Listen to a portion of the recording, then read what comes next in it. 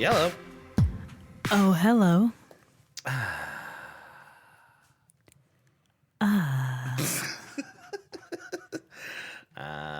We're back. And we are back Episode 95. for your regularly scheduled podcast. I was talking with the dudes the other night, and it is weird how much we have done in the last couple of years. Both this and that podcast are like nearing 100. Yeah. It's kind of stupid. It's crazy. We've been at this for a while. Yeah. I don't know. It's cool. It's an accomplishment. It's nice to reflect every now and then that you've been at this for long enough. I mean, 100 episodes of anything is a lot. 100 episodes of a TV show is enough that you get syndicated and you have a big party and the cake has a 100 on it. Syndicate us. Yeah, we're never getting... Syndicate us, baby. I don't think there's anything like that for podcasting. But still, it's a big accomplishment. I mean, it's already replayable whenever you want to replay it. Right. Yeah. So, I don't know. Maybe. It's kind of cool to reflect on having done that much of this. Like, 100 of anything is not easy. It's higher than I can count. All right. It's higher than I'd like to count. Right. Just put it that way. Do you remember the Mr. Show sketch about, like, it was like 15 is the highest number? Do you remember that? No. It was like this stupid thing of, like, these guys all hanging around a shop and, like, the boss is there. They're kind of like... I don't know. It's like it's like an Italian restaurant or something like that. And there's the boss there and all the guys, and he's going, "Listen, 15's the highest number." I don't know if it was 15. 15's the highest number. That's it. That's all there is. And they're going, "Yeah, you know, there's 1 and 2 and 3." And the guy goes, "Yeah." They keep counting, and they go, "There's 15." And well, there's 16. And they go, like it's a revelation to them. What a weird sketch idea. It's so They're dumb. so weird. Mr. Show did stuff that probably wouldn't get done in a lot of Tim other and places. Eric in Mr. Show, Yeah. like, were very formative for you. Yep. And they were not formative for me. I did not watch them until much later. Yeah. I have a love for the absurd. You do. Hey, I thought of a nickname for I us blame today. them. A nickname for us? Yeah. For you and I? Yeah. Okay. The Goosum Twosome. What do Okay. you think? It's not too bad. There's 2 of us. We do this goose thing. Whatever. I'll workshop it. Workshop it. The Goosum The Goosum Twosome. Twosome. Yeah, I thought of it today. Okay, so let's do an exercise. Imagine that Yeah. you're you That's easy. and I'm me. That's easy too. And you did not come up with the idea, the Goosum Twosome, Okay. but I came up with the idea, the Goosum Are Twosome. you trying to say this is shitty and for me to experience you thinking it's shitty?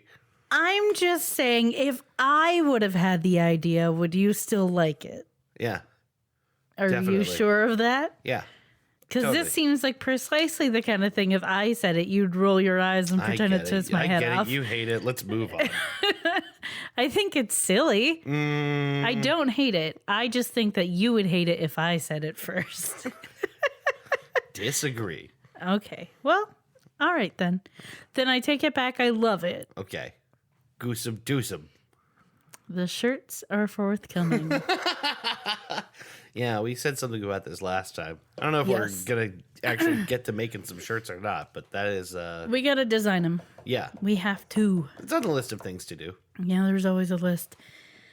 I was going to say something else, but then I forgot what it was. Something else about the podcast. Oh, we are thinking about, and it's not official, we haven't really thought hard about it, but Yeah. maybe changing the day that we do the podcast. Yeah, right. So instead of you getting it late on Wednesdays, it might be like early on Sundays or late on Saturdays or who knows what. We haven't figured it out yet. But- Even Mondays. So Wednesdays was a day that worked for us a lot of the time in the past because we always knew we were going to be here together on Wednesdays. And now I we didn't both live here, and then at the time I had a different job, and I requested that night off, and Right. it just worked. But everything about that situation has totally changed. Right, I yeah. live here now, So I'm more available. Where you live I is don't different. have that job and Job is have different. not requested that night off. Yeah, right. Those things make it so. Not that I don't know if people listening care that much if they just get used to a different day, but it might be a different day in the near future. Here's the thing. If it's a day other than Wednesday, but you like listening to it on Wednesdays, you could still listen to it on You Wednesdays. just shift back a half a week or whatever. Yeah. Yeah. You see So it come out it on. barely affects you. You see it come out on Saturday, and you go, "Ooh, boy, I can't wait Can't till wait Wednesday, for Wednesday. so I can listen to this." So, Ah, yeah. That's a thought. We'll let you guys know. right. I don't know. We'll figure it out. Figured out. Last night was the Democratic debate. Oh, yeah. Did you end up watching that today? I did. I watched. Well, I guess I kind of listened to it because I had it on while I worked. But I listened to it basically twice in its entirety. In an attempt to pick up anything interesting, and you know what? There wasn't that much.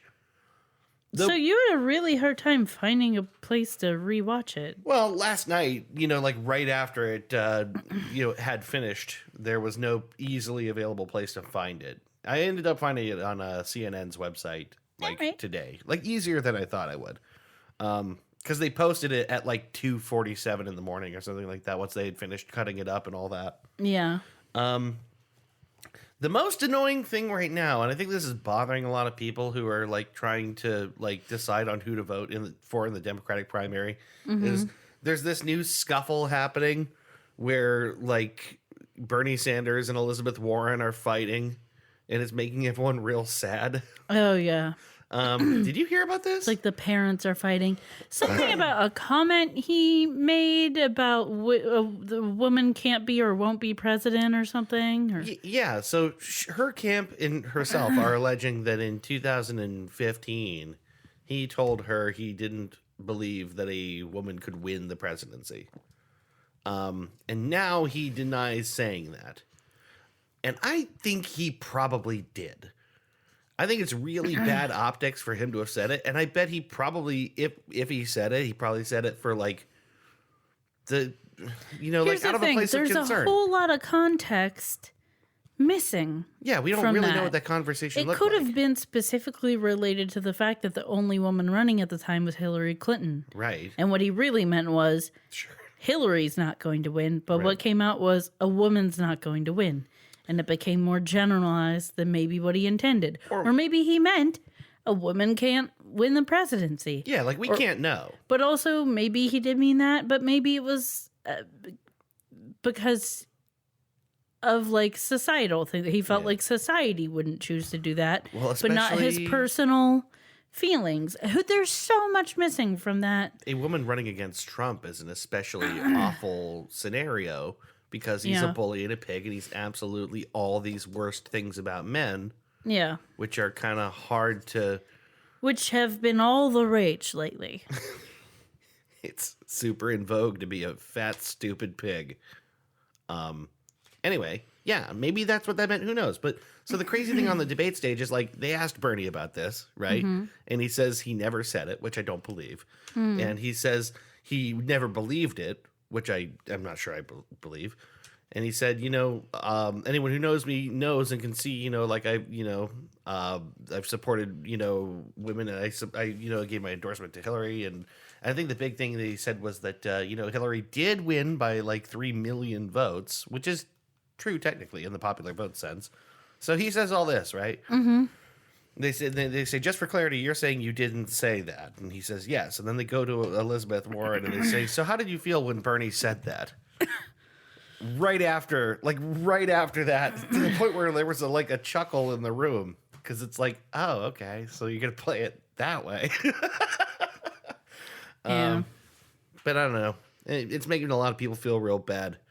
Those two shouldn't be Mom fighting. and Dad are fighting. That's what people are saying. Yeah. Well, here's the thing, though. We like to think of this right now as a united front. They're on the same side. Yeah, right. But they're in competition They with are each not. other. Yeah, exactly. They They're are fighting. Absolutely fighting. Yeah.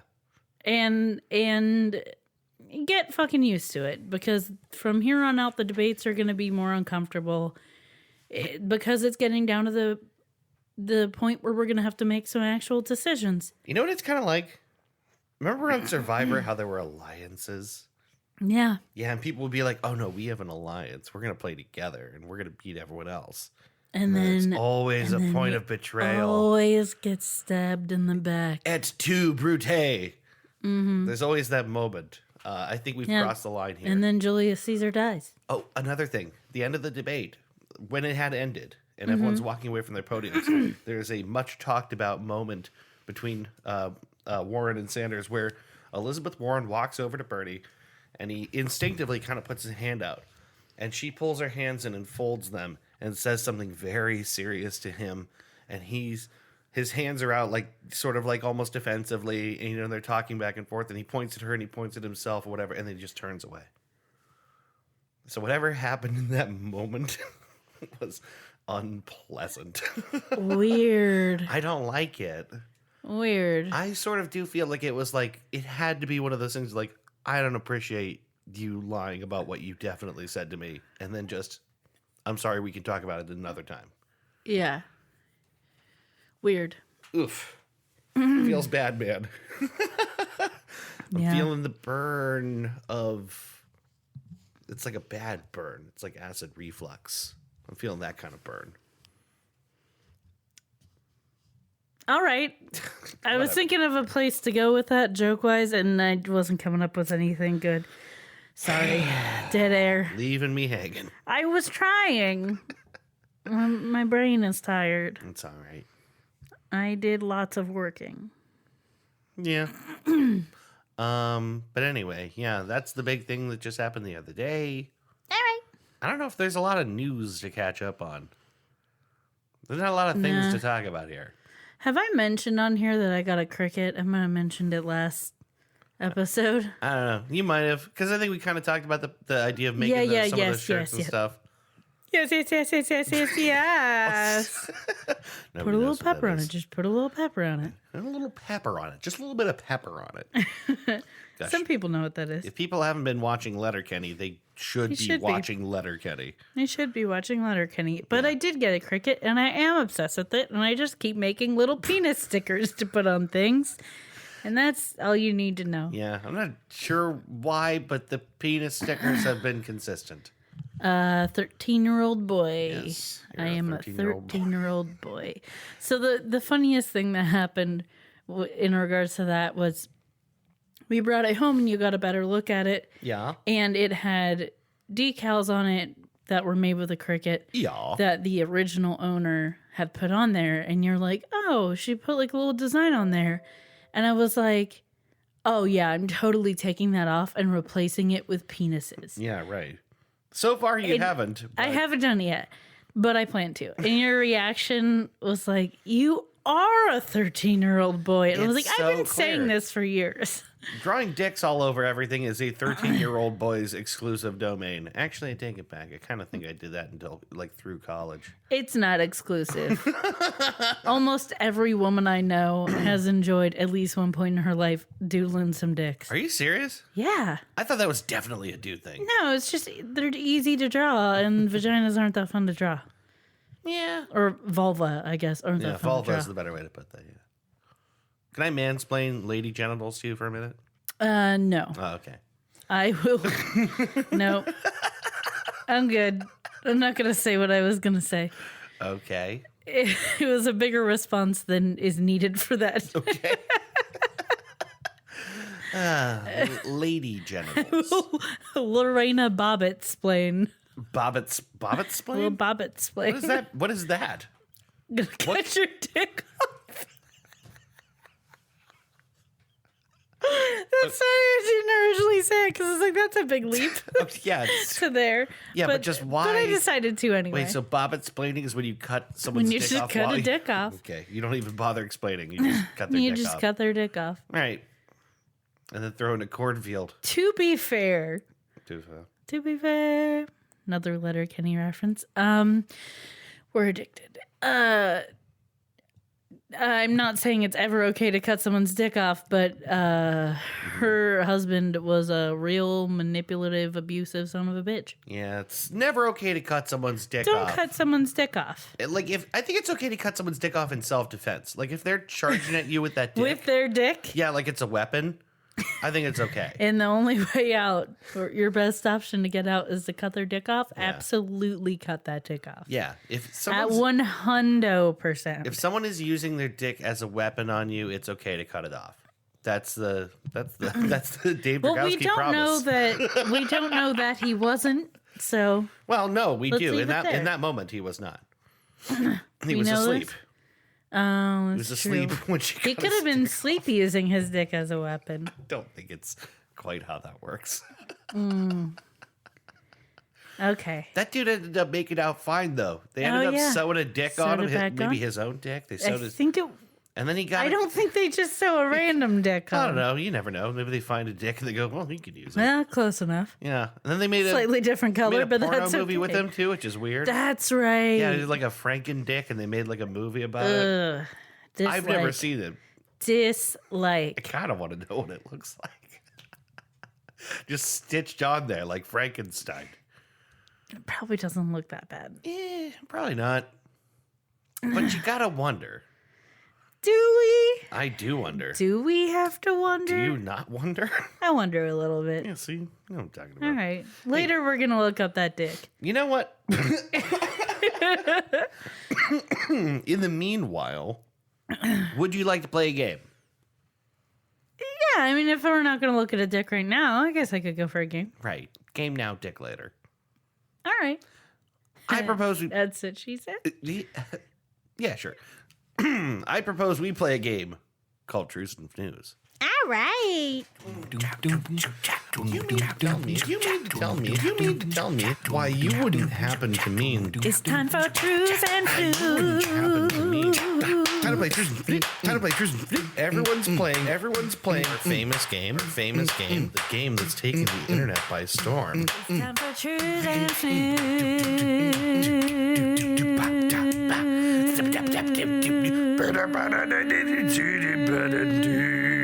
A Merv Griffin production. This is like, I feel like it's my 8th week in a row doing Truth and News. I don't know why. Well, you did I did last week. Yeah, but I feel like I've done a lot of them for some reason. You haven't. You sure about that? Yep. You sure about that? Yep. All right. Would you like to know how the game is played? I would fucking love that. I would love to tell you. Truths and News is a game, a classic game, that news game, the game that's taking the internet by storm, in which I present you 3 stories, 2 true stories, and 1 false story. You have to decide, nope, 2 false stories and 1 true story. You have to decide which of these false stories is false and the true stories is true. That's the truth or the news. That was pretty good. Not as good as last time. No. You faltered a little bit. I know. I stumbled. Also, you got some mad eyebrow action when you do that. Do you know that you waggle your eyes. eyebrows a lot? It's because I'm so passionate about lies. That's not a red flag. Sorry. You ready to play? I am very ready. All right, here we go. Story number 1. A man in New Brunswick, Canada, recently live streamed a 102-kilometer run to his fiancée from Fredericton to Woodstock, where he proposed to her at the end. However, at the end of the run, he realized he had forgotten the ring. All right. Story number 2. Summerall, Mississippi recently attempted to deal with a widespread infestation of the black racer snake by introducing a population of chicken snakes. But in the end, the two never fought, so there's just twice as many snakes. All right. Story number 3. A stolen New Zealand therapy goat named Peaches was found and returned to its home recently, where it resumed its work, cheering up a depressed cow named Bunter. Okay. Repeat, please. All right, let's hear it one more time. Story number 1. A man in New Brunswick, Canada recently live-streamed a 102-kilometer run to his fiancée from Fredericton to Woodstock, where he proposed to her at the end. However, at the end of the run, he realized he had forgotten the ring. Number 2. Summerall, Mississippi recently attempted to deal with a widespread infestation of black racer snakes by introducing a population of chicken snakes. But in the end, the two never fought, so there's just twice as many snakes. All right. Number 3.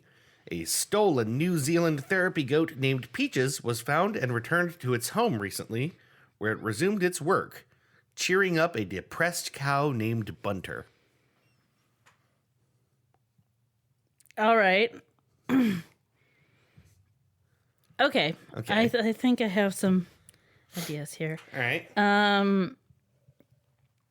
First one, he would run 1,000 miles and then run back for the ring.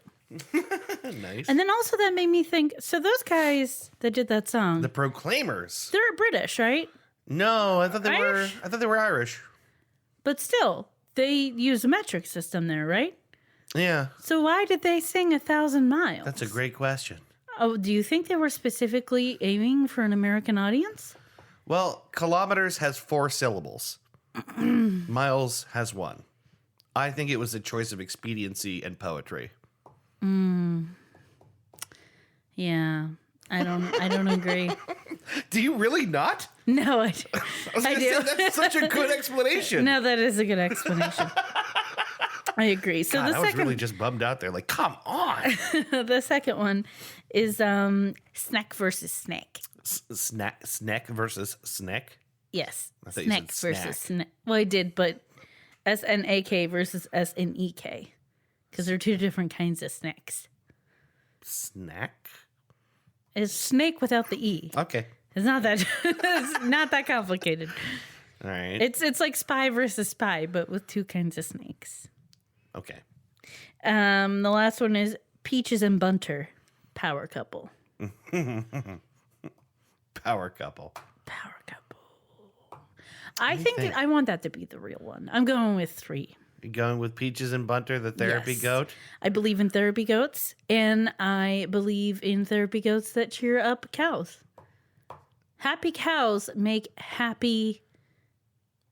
What is it? What's the commercial? Milk? I don't know. It's the happy cheese, maybe? I don't know. Happy cows are good, is what Okay. I've learned. You are correct. Yes. This actually happened in New Zealand.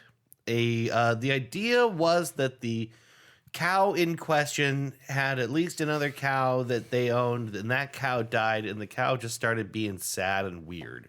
Yeah. So they tried to introduce other animals to it. They introduced Peaches the goat, and it seemed to really be good for the cow, and so they just kind of kept it happening. And then someone stole the goat. A dick. I don't even know why he would steal a goat. I find goats to be somewhat undesirable, if I'm honest. You have a really tall lawn and you That's true. need to borrow it. That's a for thing. minute. But yeah, so Peaches the goat is a real goat, and he actually cheers up Bunter, That's really cute. which I think is very sweet. And I like the name Bunter. Bunter. I just like saying it. Yeah. I love that cows are basically really big dogs. Is that true? Yes. Have you ever seen videos of like cows cuddling people? No. There's a really great video of a lady walks in to like maybe kind of like a large mud room. It's like not the house proper, but it's obviously inside the house. Okay. So she walks in and her daughter's in the mudroom, and in the mudroom with her is their cow Okay. laying down, and they're like cuddling, and she's like, "Did you leave the door open for her to come inside again?" And she's like, "No." And she's like, "Well, you clearly did." I told you you're not allowed to do that. Right. But the cow's just like chilling and just like cuddling with her. She's like all curled up to him and hugging him. Just chilling. Just chilling.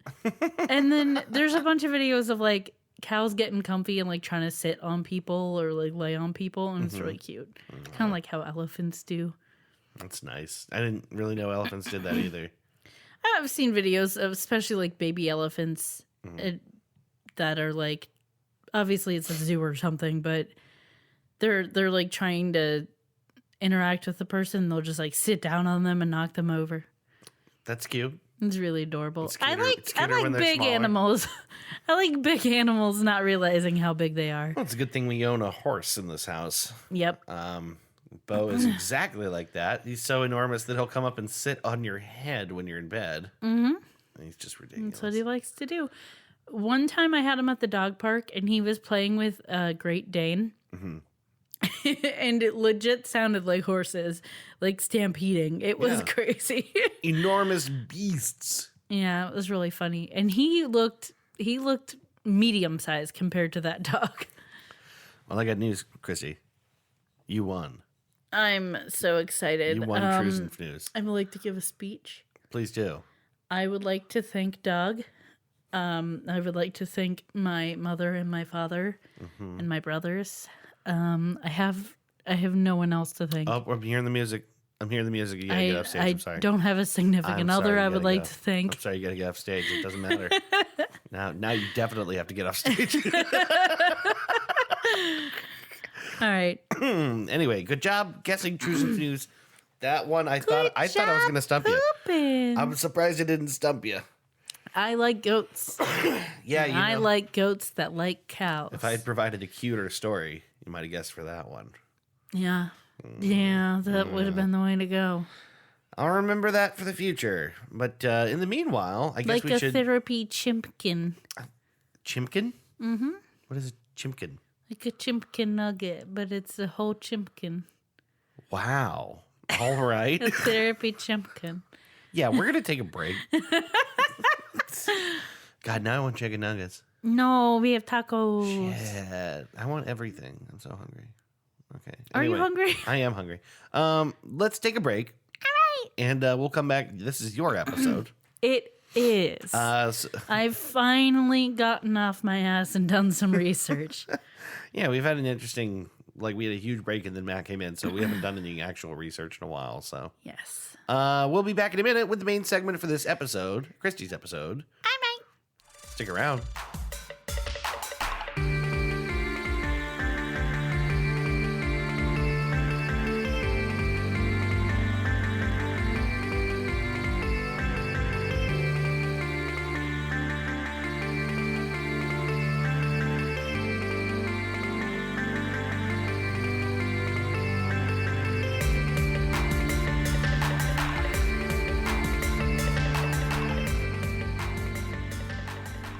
We're back. And we're back. You're looking very patriotic. Well, it's yes. You're wearing America blanket I'm wearing America for blanket freedom. for freedom and for eagles. Big ass eagle. Because usually America blanket is serving as a wall of sorts, but Yeah. it's down. It is down for the moment as we contemplate how to design a different wall, a new wall Made of wall. made of wall. Yes. I'm looking forward to that a lot, actually. I think I know how to do it, but I'm looking forward to having an actual wall here. Well, I'm glad this came up because my topic today is actually walls. Walls. Build that wall. Yes.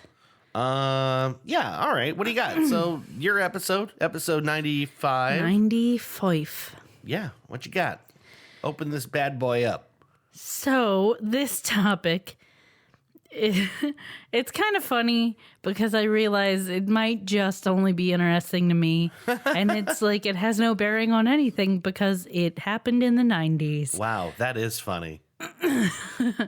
But it is the rivalry of the Dandy Warhols versus the Brian Jonestown Massacre. This is a thing I know almost nothing about. Great. You're in for a treat. Although I do like the Dandy Warhols. The Dandy Warhols are great. They were a cool band. The Brian Jonestown Massacre is also great. Okay. There are reasons you haven't heard of them. Right. But I will get to that. So this episode is a story of a ridiculous musical rivalry between two bands you may not have heard of. Wow. So it's kind of like when someone digs real deep into Twitter and finds some Twitter drama. Yeah, or like you are on YouTube and you trip into YouTuber comments. drama. Oh, the YouTuber drama, yeah. Right. There's drugs, diss tracks, and death threats. Well, there's actually diss tracks involved. Yes. But they're not. God, I associate diss tracks with like Rap and like internet rap in particular. Yeah, I mean it's not as hardcore, but it exists. Okay. But and then Dig, and that's literally the name of the documentary that is about these two bands and their rivalry. It's filmed over the course of 7 years. Obviously, they started filming it before there was a rivalry. This is the early 90s. So they would have had, access to cameras and stuff a lot cheaper than it would have been in the past. And they were really kind of into themselves. Like both bands. They really, one in particular, the lead singer of the Brian Jonestown Massacre, Anton Newcomb, had this idea that he was starting a musical revolution. And they wanted to record this. Okay. And also, documentary? Well, just record what they were doing because it was going to be important, they felt like. And then later it got cut together and made into this documentary after everything happened. So it only became a documentary when like there was something to document. Their daily video logs became something worth talking about. Yeah. So it is a good documentary if you can deal with how pretentious it is. Oh, I love it. It sounds like cringe. A little bit. It's a manic guy looking into a camera and telling you how he's going to basically save the world with music. It's some of that and a lot of other things, like people doing coke off a glass table. Like pretty cool. Like legit stereotypical. Like a movie scene and not a real documentary. Kind of reminds me of the schizophrenics of YouTube, like that guy God Speaks, where it's like tons and tons of video content of themselves talking about things that are not of interest to anyone else. Yeah. And it's born out of some kind of narcissism. There's a lot going on with these people that I will get into in a second here. I will say part of me thinks that some of the things discussed in the documentary, the rivalry, is maybe a little bit overblown and done. I think the documentary might have been done to benefit both bands. Okay. But we can discuss that a little more later once you have more context. Okay. For why I might say that. So the documentary isn't completely objective. It is narrated by Courtney Taylor, who is the lead singer of the Dandy Warhols. Okay. And I want to talk about the players in this documentary of who's in these bands and everything. So the Brian Jonestown Massacre were founded in San Francisco in 1990. Okay. The lead singer and guitarist founding member is Anton Newcomb. He also had Matt Hollywood. He was one of the other founding members. Matt Hollywood is a guitarist, a singer. He wrote some of the songs. He also founded the Out Crowd, and he's currently in a band called the Rebel Drones. You'll find a lot of people in this documentary, and a lot of the people specifically in Anton Newcomb's orbit went on to continue to be musicians and get signed and do good things. Probably do really well without him. Yes. Yeah. And also partly that, but partly he was surrounded by a lot of talented people. He himself was very talented, very dysfunctional. And there's a reason he did not take the same path as other people. Did you say where this is happening? So their band, Brian Jonestown Massacre, was founded in San Francisco. Okay. Also, Travis Threlkill and Ricky Renee Maney and Patrick Strazak were the other founding members.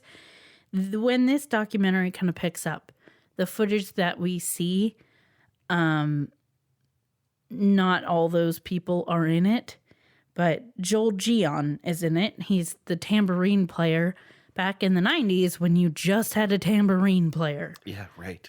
And honestly, I don't mention it in my notes later, but I do want to point out, like, Joel Gian is fucking hilarious. He's still around doing stuff, and he's been in TV shows, and he has the ability to make fun of himself. But also in this documentary, he's fucking funny. Yeah. Like, not Is he everyone. likable? Yes, he's a little annoying. He's definitely pretentious in the way everyone in this crowd is, but he's really funny. I do find myself really liking Joel Gian. And at one point he has to like go in to a meeting and meet with like the record producers because they don't trust Anton not to fuck it up. Okay. And so he goes into this meeting, and before he goes in, he's like looking at the building, and they're filming, whoever's filming is filming. And he's like, yes.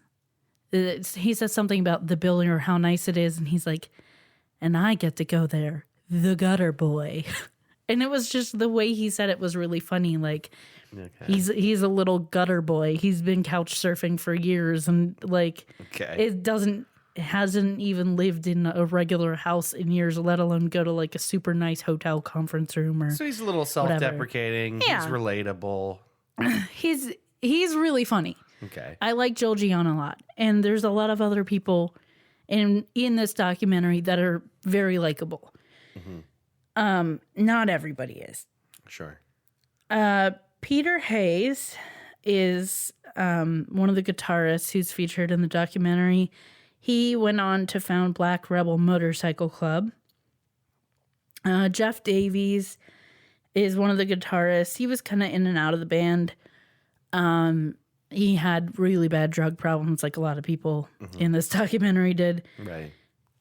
There were like roughly over the entire course of this band's career, and the band is still together, 40 members, and that should tell you something. Okay. They're like a 1960s-esque psychedelic rock band. Right. And there were always a lot of people on stage. At one point, they had like 3 guitarists, bassist, tambourine player, drummer, and Anton, like a lot of people. The music is good though. Like, it is good. Oh, really? Yeah, I do like it. They were doing really cool things with like lots and lots of layering and just the effects they got. It was definitely that psychedelic thing, but it was enjoyable. Okay. But at least they sounded good. It's kind of amazing to me because all the obstacles they had, drugs and dysfunction, they did manage to make good music, and not everyone can say that. Yeah, right. Which is why it is kind of sad, because the Brian Jonestown Massacre, which is basically just Anton Newcomb, incredible talent. Like, he has that part of it down. Gotcha. He's driven and prolific. They've recorded 19 albums to date. He's very talented, but he's troubled and difficult. He eventually struggled with substance abuse, specifically a lot of things, but heroin was one of the biggest ones. And he wanted a musical revolution. He was definitely in it for the music. He was one of those you can't buy me kind of people. Yeah, right. People with integrity. Yeah. Man. The Brian Jonestown Massacre, the name says it all, because Brian Jones left the Rolling Stones when he felt like they were kind of selling out. Yeah. And then Jonestown Massacre. Yeah. That's fun. So the other part of this story is the Dandy Warhols. They were founded in 1994 in Portland, Oregon. They feature Courtney Taylor, who's the lead singer. He plays... Now, everyone in this band they've been together for so long that they eventually all kind of played everything, and they're one of those bands that would just like rotate around, and sometimes someone would play drums or keys or whatever. Right. So I'm not going to list everything that everyone plays, but just assume that everyone plays everything a little bit. So Courtney Taylor is lead singer, main songwriter, and guitarist. There's Peter Holscomb. I don't have written down what he did. Maybe bass. Okay. Zia McCabe, who plays keys. Eric Hedford played drums and did backing vocals. from 1994 until 1998, and then he left the band or was kicked out of the band. Not very clear on that. And Brent DeBoer took over on the drums and vocals, and he's been in the band from 1998 through today. He's still in it. 98? Mm-hmm. Okay. So already you should get a picture of how these bands are different just based on how many members there have been in these bands over the years. Right, like a group of people that stuck it together versus a ever-changing ensemble of people who have been added and removed. Yes. You can kind of picture the band dynamics that might be present in bands like that. Yes. I will say Anton has kind of a Billy Corgan idea of music, which is that he is the one who knows how it should be played, and he's the one who's going to do it the right way, and he's a perfectionist, and basically if he could just, someone even says in the documentary, if he could clone himself and just have 5 other Anton Newcombs, he'd be perfectly happy. Yeah. He just wouldn't, he just very difficult to deal with, not happy with anyone doing anything that's not perfection in his mind. Right. He's a difficult person. Gotcha. So yeah, less of a rotating cast in the Dandy Warhols. The lead singer, Courtney, is arrogant. Also definitely some that's a put on. He seems kind of insecure. Mm-hmm. But he seems easier to work with. Like the arrogance thing seems like a front for everybody else, but he doesn't seem arrogant in such a way of like, well, I'm the only one who knows how to make the music. Sure. It's like, no, I'm the best ever. But like probably to his band, it's a lot more toned down. Yeah, right. They all seem to get along really well. And they've been together a very long time. They're still together. They seem like a family. They're still together? Both of these bands are still together. Really? Yes. Wow. And still making music and all that. That's surprising to me. Mm-hmm. Especially considering this documentary. Mm-hmm. Yes. They're also psychedelic rock. They're a little bit poppier, and they ended up, I'll talk a little more in a little bit about their trajectory, but they went a little mainstream a little faster. When I think about the Dandy Warhols, I don't think of them as a psychedelic band.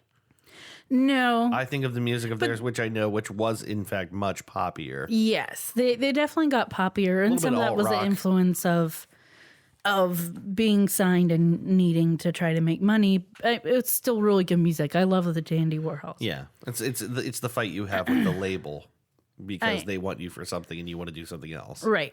And I feel like the Dandy Warhols is or becomes over the years more mature, and they adjust better. They definitely did their share of like partying and drugs and everything, but once they were signed and told you had to make an album, they made an album. Like once there were things they had to do, they did those things. Yeah, they did the work when it was time. At one point, Courtney Taylor makes a joke that they're the best adjusted band that's ever existed because all of them came from complete households. Like none of their parents were divorced. Like weird. They all had like ridiculously good childhoods. He's like we're super well adjusted, super fucking weird for a band. That strikes me as odd. Unheard of. Yeah. At least at the time of the documentary, that was the case. Who knows? You're supposed to start a band because you hate your parents and right. You're torturing them by playing music in the garage. Yeah. I do this to piss you off. But and later on, one of the band members says that even their managers and stuff were surprised by the fact that each of them had the trifecta. They were like, had steady relationships and a car and a house, and they were able to maintain all those. That's the thing you're supposed to have after you've slogged it out for a long time. But the manager was like, usually people have 1 or 2, not all 3. And every member of the band was like on it, which is basically goes back to that well-adjusted thing. They handled this in a way that not everyone can handle it. And I think is difficult to do. And that might have changed too. I'm sure some of that's changed. Yeah.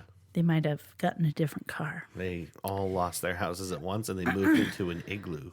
Oh, sounds right. They drive a cloud car to different jobs. All right.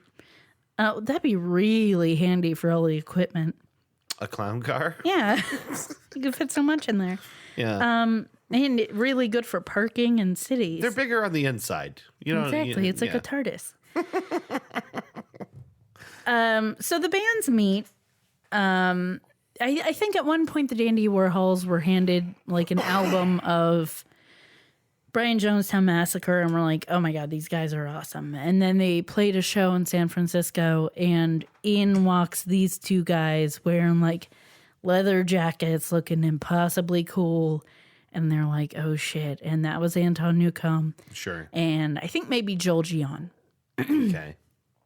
So that they end up talking to them after the show and hanging out and partying and just becoming instant friends, and realize that they're doing the same thing and they have a lot in common and they get along really well. And they spend a lot of times together. They spend a lot of time together. They want to do this musical revolution together. Sure. Lots of drugs. Hell yeah. Lots and lots of drugs. Hey, that's, San Francisco music scene, psychedelic, like every part of that points at drugs. Yeah.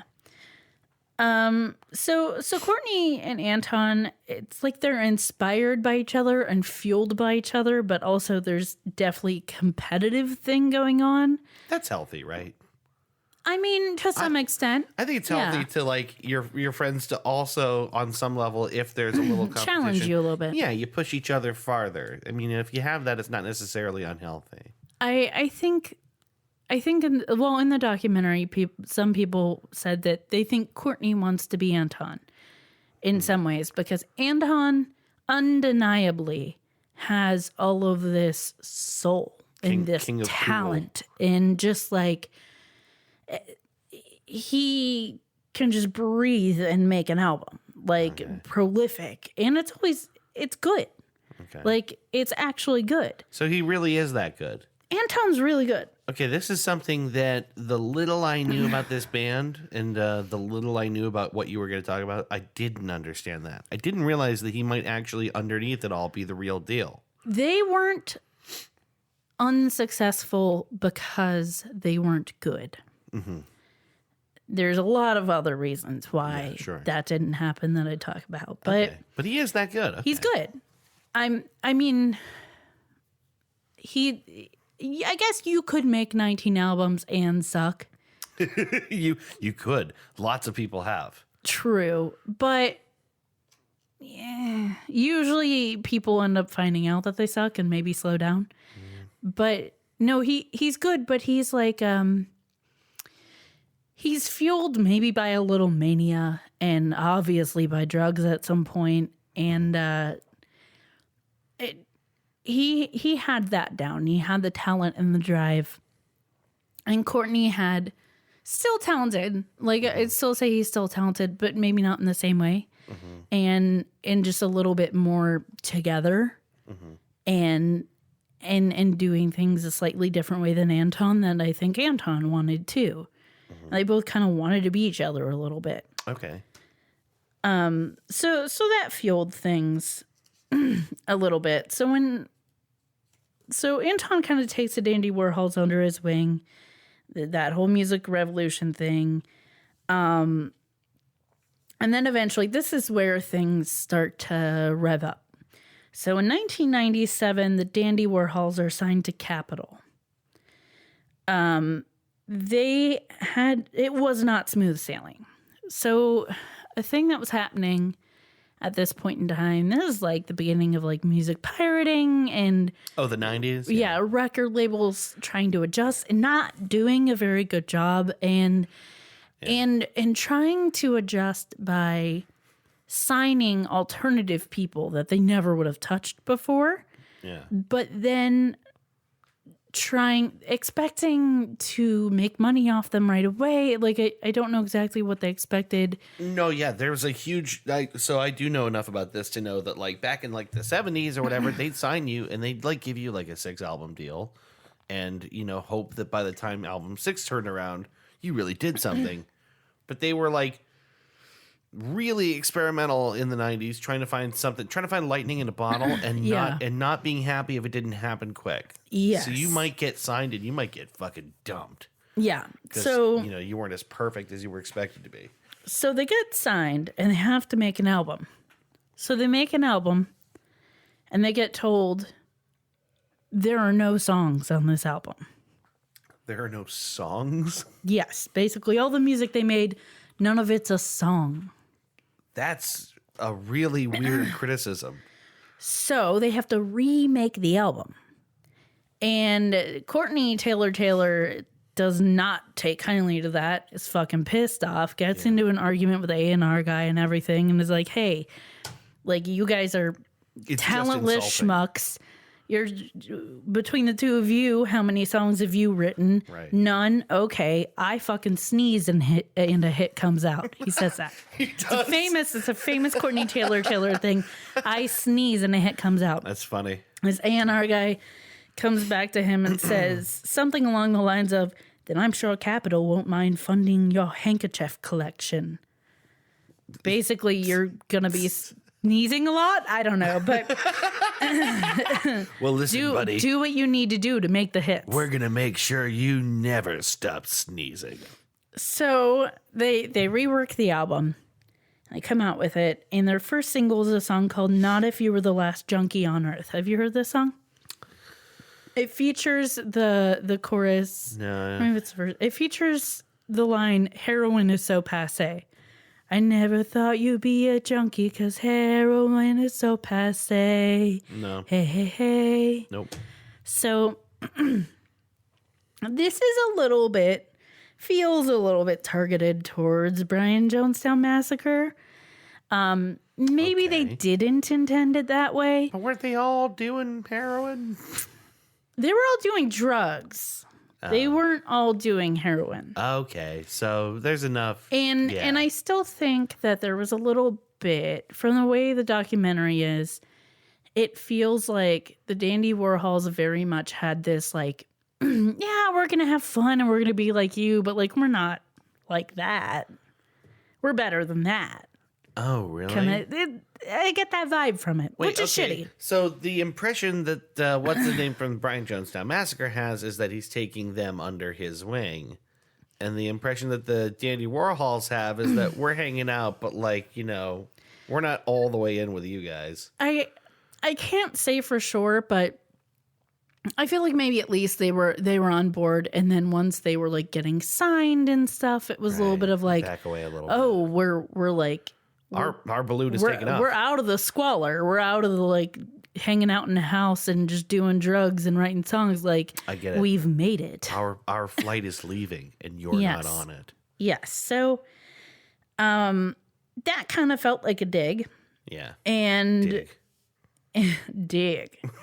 And they didn't, like, love that. Yeah. But they were still friends and everything. Mm-hmm. So then they do a music video for it, and it's super expensive. I don't know if you know who David LaChapelle is. No, I don't. He's a famous fashion photographer and videographer. Okay. They hired David LaChapelle to do this music video. Okay. I want to say they spent like $100,000 on it. That seems like a lot, but I don't know the average budget of a music video.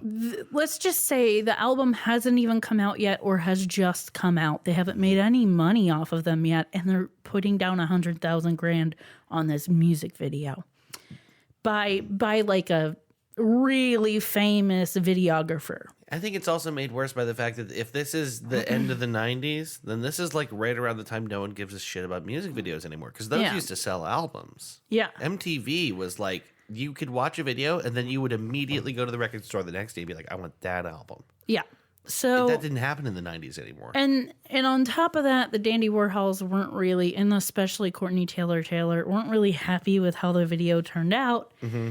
And they spent all this money on it and were just like frustrated. Meanwhile, Brian Jonestown Massacre is over here cranking out like 3 albums in a year. And not getting paid to do it. Right. They write a new song, and I think maybe one of the new albums is even named this. but they call it Not If You Were the Last Dandy on Earth, which is a hit back at... Yeah, the glove slap and the retort. Yeah, it's a return back to Not If You Were the Last Junkie on Earth. Well, that means there's a duel. Yes. And basically, if you look at the lyrics to this song, they're very simple, but essentially it's about selling out. It comes down to being like, oh, hey, I think one of the lines is like, take my sister, I don't mind.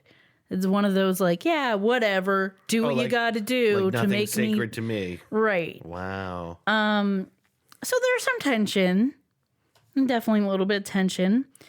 And in Brian Jonestown Massacre, there's tension within the band too, specifically between Matt Hollywood, one of the guitarists and founding members. Wow, what a great name. Yeah. And I wonder if it's his real name. I bet he was born with that name. And Anton.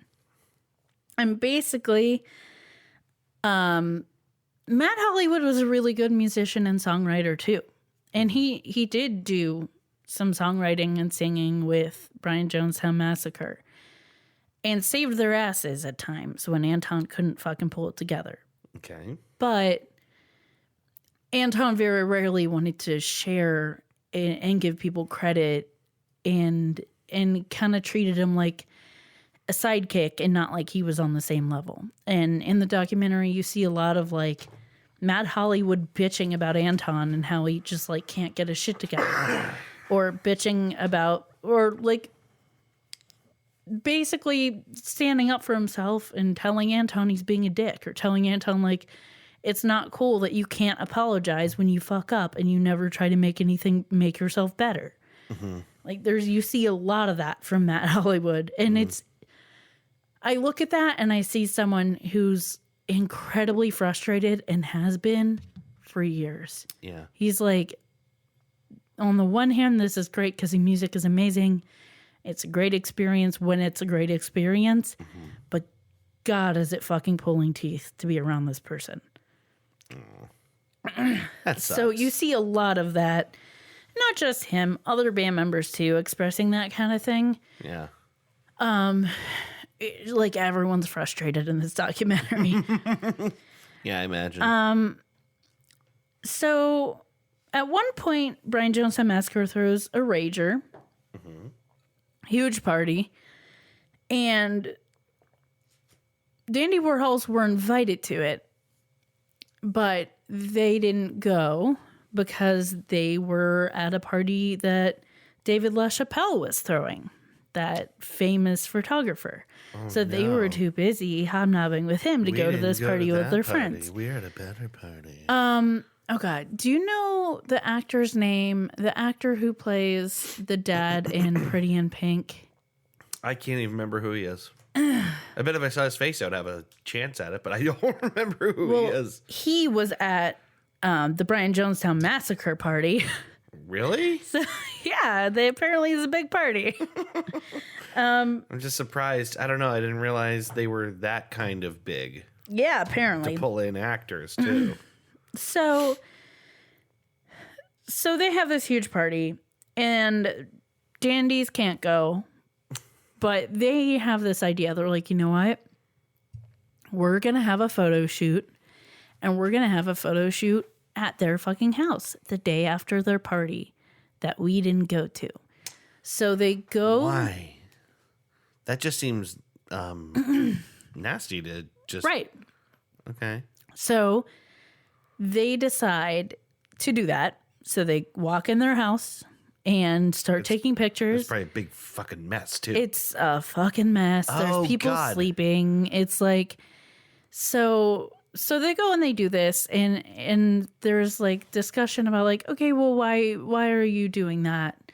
Like, you're just making us look like assholes.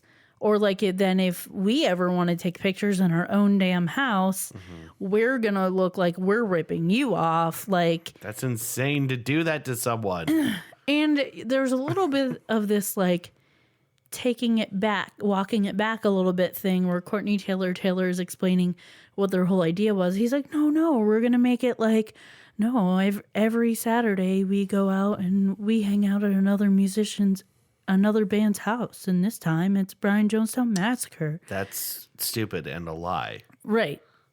So it seems like they just like they're poking each other already. Like they're poking each other back and forth. Yeah. Nice. So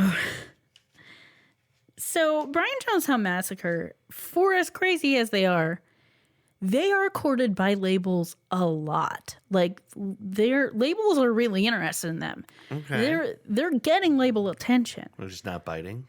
Well, the problem is, in order to see if a band is someone you want to sign, you listen to their album, but then you also go to their show.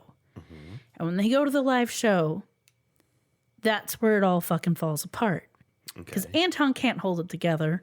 Anton can't keep himself from correcting people on stage if they fuck up, or having a meltdown for no apparent reason, or self-sabotaging because something good is going to happen.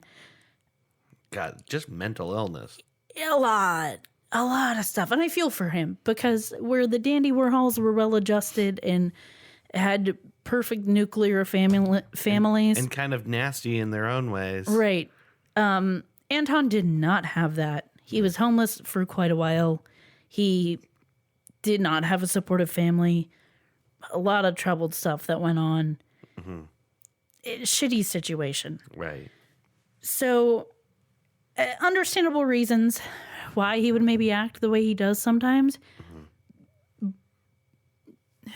There's no way for me to tell if there was any actual him trying to work on himself, but it didn't really seem like there was. Yeah. It seemed like it was all fueled into making this music. And that's great, but if you're not actually improving yourself, you get wrapped up in the same patterns that you always have and things fall apart. Right. And that's what happens over and over again is labels are interested, A&R people are looking, and then they're trying to convince their bosses to let them sign them, and they set up a show specifically so they can convince their boss to give them a contract. Okay. So at this particular show, excuse me, it went totally off the rails. Oh, no. This is essentially their big break. This is their chance, is what it sounds like. This is one of their chances. What are their big This ones? is like probably the first biggest. Yeah. Someone messes up. Anton kicks him in the leg while they're playing. Then that's insane, right? Then someone talks back to him and they start arguing and he kicks him off the stage. Says, "Not on my fucking stage." Then someone else, Joel Gian is playing his instrument. It's not a tambourine, but playing something. Yeah. And Anton didn't like what he was doing or didn't like what he was saying and tells him to get off too. And then he like kicks someone else or does something else and someone else is like, "No, fuck it," and jumps on him. And now they're laying on the stage having a fight. People are jumping off the stage, like trying to get out of the fray. It's insane. Yeah. This is all on video. This is in the documentary. Right. So this happens. This is their chance. And Anton self-sabotages. And that's okay if it's just Anton. But he sabotages the whole band. Yeah, a lot of people are also, it's not just him. It's not just him. Lots of people in their opportunity to do something big. So then, so at the end of all this, everyone's like rolling around and fighting, and then the curtain is closing, and Joel Gian is kind of stuck outside of the curtain, looking lost, with his hands in this weird limp, dangly position. It's so fucking funny. It's actually impossible to describe. You showed me this. You need to just see it. It's actually impossible to describe. Okay, you need to see it. Just little limp hands trying to do a little limp hand dance because he doesn't know what to do with himself. It's like he's a puppet. Yeah, he looks like a little puppet boy. And the person who's marionetting him, the puppeteer, is moving him around but not doing anything with the hands. He's just physically rotating the body and the hands are just flapping around after him. That's what it looks like. It's very awkward. Watching the real thing is great. I also suggest, because I'm a fan of the show Gilmore Girls, and they are a fan of Brian Jonestown Massacre, the writers of that show, they make multiple references to the documentary Dig throughout that show. Yeah. At one point, they compare someone's two babies to one is the Dandy Warhols and one is the Brian Jonestown Massacre. Okay. But they have Joel Gion on the show. Yeah. And they essentially reenact this fight right down to Joel Gion being trapped out of the stage in front of the curtain with that weird little limp wrist dance thing. And it's so funny. And I really appreciate that he did that. Mm-hmm. That he could go on the show and be like, oh, yeah, that was fucking ridiculous. That was a thing I did in my 20s, and that was, like, real crazy. Well, he also has the luxury of not being the most fucked up member of that band. True. You know? True. So, obviously, they fucked up their chance to get a contract, that time at least. Yeah. This fight produces one of the first great Anton Newcomb quotes. Okay. Which is afterwards he's like sitting out somewhere outside, like kind of recovering from everything, and he goes, They broke my fucking sitar. Which just great. It's something no one has ever said before, I feel right. like. And then they're like, Are you okay? He's like, yeah. They're like, well, you have blood on you. Is that blood? And he's like, yeah. They're like, oh, is it yours? He's like, it's from people's faces. And I just really like that. It's the kind of thing you say when you don't have anything clever to say. Yeah. You're just like, you know, I can get blood all over the place. It's from people's faces. It's like a macho thing. You're next. So I'm a little iffy on the timeline because I didn't write things down exactly as I was watching the documentary. But at some point, they get some money advanced to them from like a smaller independent record label to make some albums and to go on tour. And one of the things was to pay for a house for them so they can live there and record and all that stuff. So they get this house and then they decide to go on tour. And it's a shit show. Okay. They can't. Living there is a shit show? No, going on tour is a shit show. Oh. They can't get it together. It's like a time bomb every night. Mm-hmm. And they finally get to the South and they get to Georgia. Joji babies. And they don't even get to play their first show in Georgia before they get pulled over by the police. And Anton tries to talk them, like smooth talk a little bit. He's doing that thing where he's being like overly helpful, overly nice. Says they could search the car and blah. Well, that's not a good idea to do when you actually do have drugs in the car. Oh, they had no idea because they're from San Francisco that Georgia will fuck you up on this. So they go to jail. Yeah. And gets out after a few days. They didn't know what America was like. Yeah. So that's the end of the tour. Yeah. That's where it stopped. I imagine. So meanwhile, Dandy Warhols at this point in time, things still aren't doing great. They're trying and just like nothing is working. They're not gaining the momentum everyone thought they would gain. Mm-hmm. They're frustrated because they feel like the record label is giving up on them and isn't helping them. Right. And doesn't understand their vision for their music. And it's just, everyone's frustrated. Right. Also, they have told Capitol, like, hey, you should sign the Brian Jonestown Massacre. They're really great. Their music's, like, awesome. You should sign them.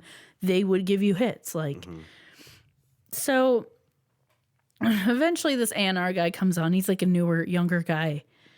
And he hears their music and he's like obsessed. And he's like, I need Anton Newcomb to talk to me. And he gets in contact with him and he's like, we have to sign this guy. Okay. So his mistake, he's a little wet behind the ears. He's new. This will be the first. It's a really great expression. First band he ever signs. A little wet behind the ears. He's a newborn who's in charge of A&R at... He's a newborn. That's right, I'm 5. That's right, I'm 5. The real problem is he can't get the tie tight enough to make it look like, Boss baby. Yeah. There's no tie small enough to make it look like he's really in charge. So... A little binky. Little binky. The binky has a tie on it. Oh, okay. Yeah. And that tie has headphones on. So he's basically obsessed with them, and it's like, this is talent. Like, this business shouldn't be that hard to do. Yeah. Give contracts to the people who are making good music and just appreciate that they're making good music and let them do that thing. Mm-hmm. Which is great. That's not how it works, though. At least not at that point in time. So he also makes a mistake, which is not understanding that if you don't have a band that can tour without blowing things to hell, that's a lot of your money. Is like selling out shows. And if you can't make it through a show, your guys can't make it through a show without beating the shit out of each other and firing the whole band and having to rehire them, you aren't going to make money off of them. Right. And he doesn't think about that. So he somehow convinces his bosses to sign Brian Jonestown Massacre. Right.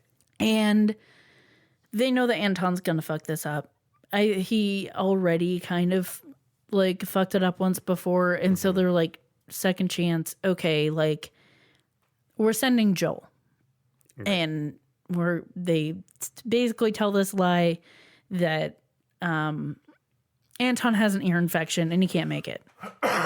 Okay. So Joel's here in his place. And Joel charms them and they sign and it's great. And then Anton talks to them over the phone and is like, so grateful and I'm going to give you so many hits, blah, blah, blah. So they decide, which is actually a smart decision because it's what Anton would be preferring to do anyway. It's just recording music all the time. So instead of trying to get these guys to go into a studio and do it the typical way, they say, let's put this budget up front to build Anton a studio. Yeah. So he can just make this music in his house and do the thing he's going to be doing anyways and just make us a bunch of hit albums. That's a pretty great idea, actually. It's a really good idea. Send the rest of the band around to perform it, right? Well, I mean, eventually they would tour and do shows, but to get their first album out, instead of like putting the pressure on them and telling them to go into a studio, they're like, here's your end date, make an album. Here's all the stuff you need to make it. Okay. So they are trying to do that, but at this point in time, Anton's on heroin and he can't really get it together. So they bring in a producer to help. And Matt Hollywood kind of saves the fucking day and writes a bunch of songs for it. And they end up doing it and it was good, but it like Anton's a mess. Also, there's a scene mixed in here where he's like, the Dandy Warhols are doing their thing and whatever. And he's like, oh, we're going to show everyone. Everyone's kind of giving up on us or frustrated. We're going to do this really cool photo shoot, blah, blah, blah. Like, get everyone you know. Tell everyone you know they're going to be in this video and blah. And one of the second good Anton quotes is, okay, where is it at? Tell them to wear white and come when I call.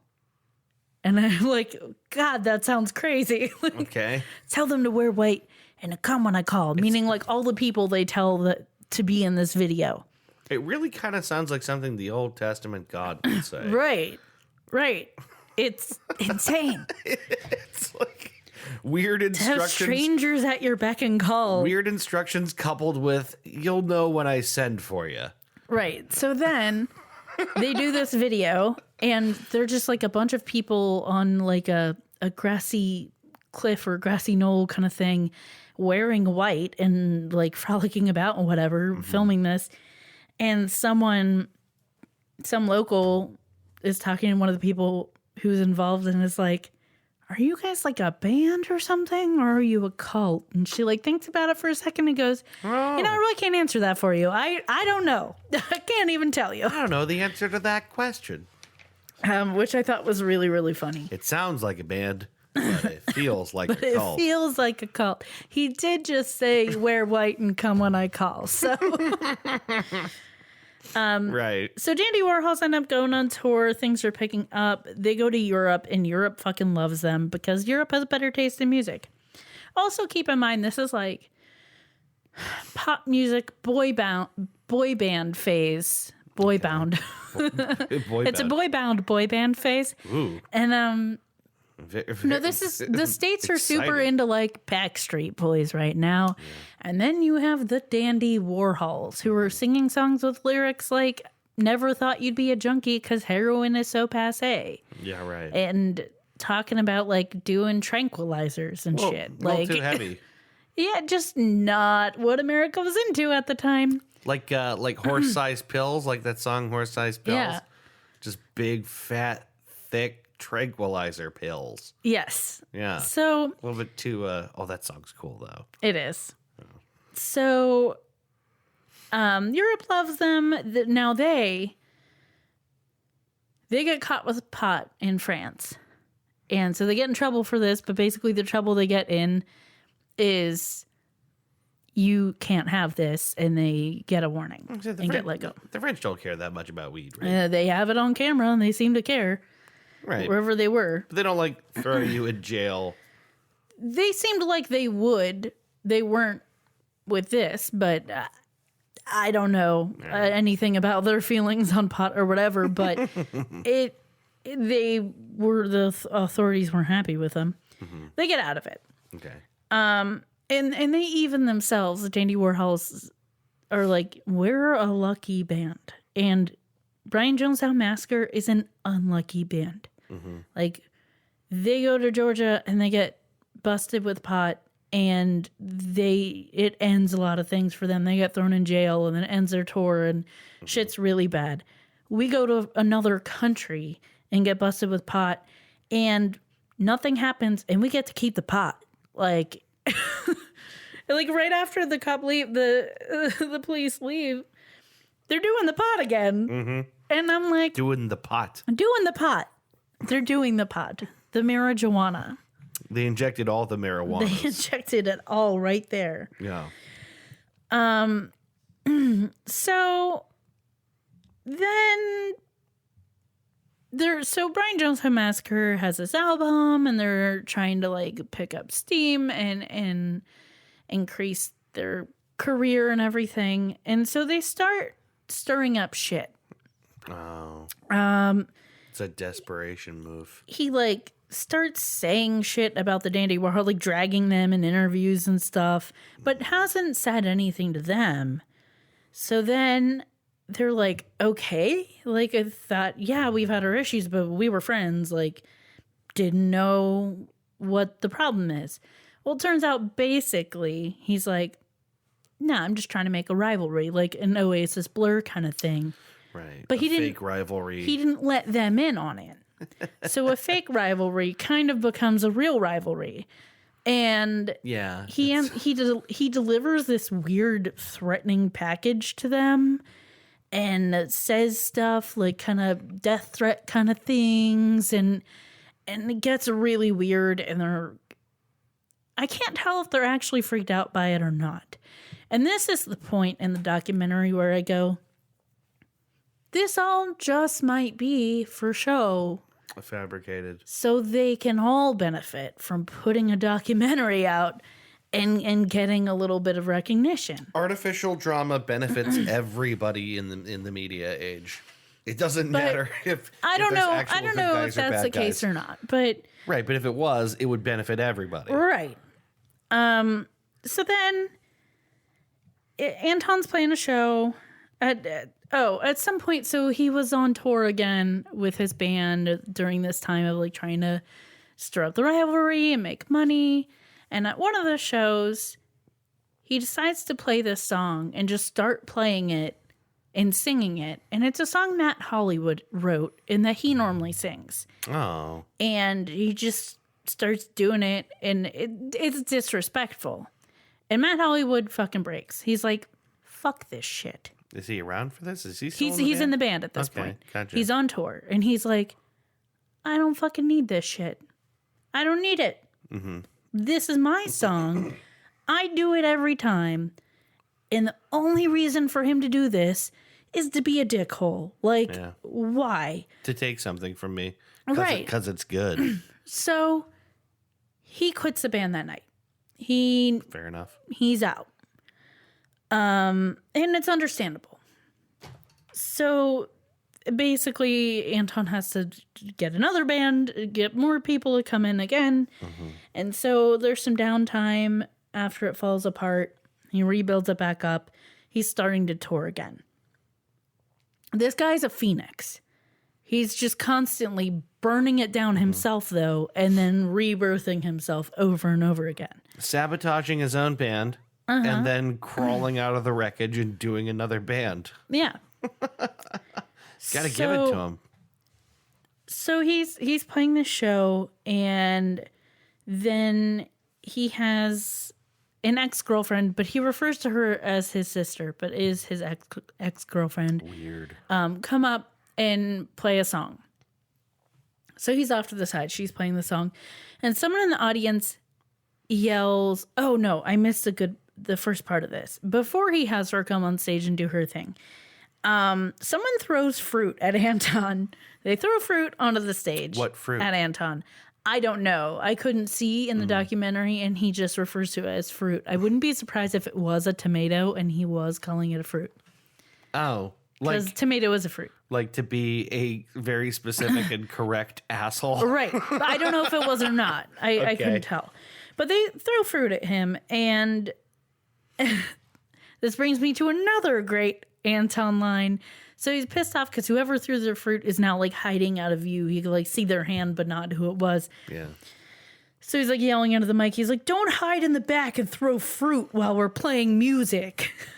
It's just great. I mean, it's not a threat. you shouldn't need to be told not to throw fruit at people. Yes, it was a great line. And then things calm down a little bit. He has her come on and play and introduce her as his sister. And someone in the audience says, "Fuck your brother, you rock." Meaning like, fuck him, you're awesome. Yeah, wow. But Anton kind of takes it as like grosser than that, I guess, and takes it the wrong way and is pissed that they're being assholes. He's like, "Don't yell at her, don't talk to her like that when she's playing. It's not the way you talk to a woman who's trying to entertain you," and blah, blah, blah. And then like it escalates, and then he kicks an audience member in the head. Oh my God. And gets arrested for assault with a deadly weapon because your legs apparently are considered deadly weapons because they're pretty fucking powerful. Yeah, kicking someone directly in the head. Yeah. And you hear the guy go, "He kicked me in the fucking head." Oh my God. It's insane.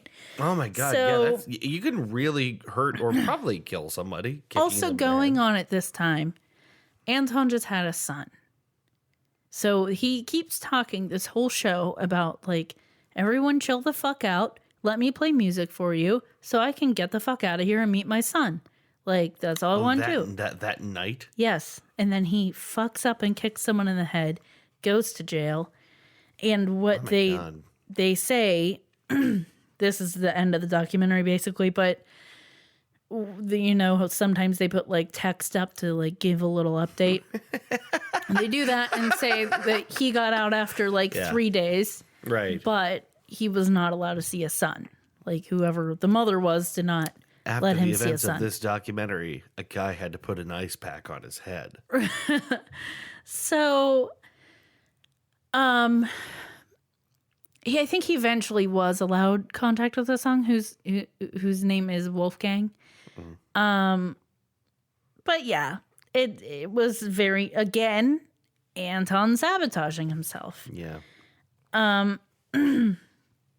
Crazy. Both bands are still together. I read a recent-ish article like from a few years ago. It seems like Anton is clean. At least as of that article, still playing music. That's nice. Joel Gian seems to be playing with him again. Matt Hollywood plays with him a little bit again. Wow. So these people who were like big players in this and struggled a lot. They came back later. That's They're still nice. friends. In this article, he said he still talks to Courtney Taylor, which is one of the reasons that I kind of feel like maybe it was a little overblown for the sake of the documentary. There wasn't really as much love lost as they made it seem. Yeah. They do seem to be in contact occasionally. Yeah. They like no hard feelings kind of a thing. And it seems like it's like 2 decades ago, so Right. even if it was very You serious. guys got out of it what you needed to get out of it. Yeah. Right. But that is the story of the rivalry between the Dandy Warhols and the Brian Jonestown Massacre. I had no idea there was a rivalry at all. Yeah. Most no bands one don't knows have they rivals. exist. Right? Like most Yeah. bands do not have a rivalry. Not often. Not often. If they do, they're superficial and they're set up by people outside the band as if like Right. who's better, and the bands don't really care. But like this is one of the few times I've heard of a rivalry like this. Yeah, and possibly fabricated Yeah. from the bands themselves, but not manipulated by outside sources, just them. I hope you enjoyed hearing about that. Yeah. It's kind of a crazy story with lots of drugs and dysfunction, and I hope Anton Newcomb's okay. Yeah, I hope he's fine. okay. It sounds like he's doing all right. Yeah, it seems like it. I don't worry about him too much. Yeah, and the thing is, he didn't disappear. Yeah. None of these people just disappeared after this. They still kept chugging along and doing shit. Right. And he's still playing under the band name the Brian Jonestown Massacre. You never fucking hear about it, but Right. they're still recording. The thing is, I've heard the band name. And he's produced too. He's gone on to produce other people as well. I think that's probably more of what he's done than his own music, since he tried a lot and that didn't work. But I feel like I'll need to check out their music. I think you would like them. I think you'd like them a lot. Their music, both of them, their music is good. It's good. It's just like two underground bands that like kind of get a little bit of fame and like go insane. I've not listened to the Dandy Warhols since like 2008. Oh God, what trip was it? I feel like I took a Walkman CD player with me on a trip to New York City, and I listened to the Dandy Warhols on that trip. How many trips to New York City could you be thinking of? Got to be like one, right? 2. I've been there twice. Right. It was my first trip to New York City, But not the one with me. not the one with you, Right. because I did not take a Walkman with me. Right. That's what I mean.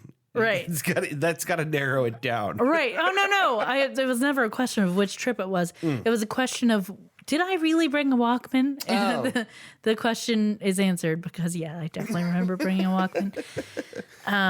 Yeah. I was also trying to remember if it was the trip to New York or a trip to somewhere else. But I remember being like on a bus and listening to the Dandy Warhols. Yeah, I dig it. And it was great. Dig. It was great. Drive music. Dig. That's the way they say it. I can just picture the fucking pretentious shit. Just, yeah, man, dig. The thing is, I feel bad because like I have said and probably will continue to say that in We've context. both had our moments of being pretentious assholes. But I don't know. I think there's something really about the delivery on that. Yeah, dig. Maybe it's because I love Joel Gian now, but he's the one that I hear say it the most in the documentary. And I feel like there's an element of humor involved in it when he says it. Like, I don't know. You're trying to know. suggest he's saying it ironically almost. yeah. Yeah. No way. Not a chance. I don't know. Not a chance. I don't know. But yeah, honestly, if you can get past all of the pretentious shit and just like enjoy it for what it is, a little like time capsule of these two bands you probably didn't hear about before this. Right. It's really good. It's a fun watch. It's not very long. You can find it on YouTube for free. That's where I watched it because you can't find it anywhere else. Yeah, right. But yeah, that's that. Well, thanks for that. That was interesting. That was a cool subject. I never really, I had no idea there was so much story to that band. Yeah. Or those bands, I should say. I forget. I feel like I probably heard about this from our friend Katie Hickman. I feel like she's probably the one who introduced me to this. Okay. Because it's up her alley. But I can't quite remember for sure. But yeah, good times. Well, then why don't we wrap this guy up? Because it's getting late and I want nachos. All right. Thank you for that topic. That was interesting. It was a very, like I said, completely unexpected. Fern. We'll be back next week, probably, I think, with another episode of Goose Chase. That's the idea. Goose Chase. I have to wait till you do that or this episode can never end. So we'll see you next week. Thanks for listening. Continue to send us your suggestions and ideas, and we will be back with you again for another episode very soon. All right. All right, bye-bye. Thank you. Goodbye. You've been listening to Goose Chase. We are Goose Chase Podcast on Facebook and Twitter. On Twitter, our handle is @GooseChasePod, and our website is www.goosechasepodcast.com. If you have any topics you'd like us to research, please email us at goosechasepodcast@gmail.com. If you like what we do on the show, please rate and review us on iTunes and Google Play. Want to go on a goose chase? Ooh, yes.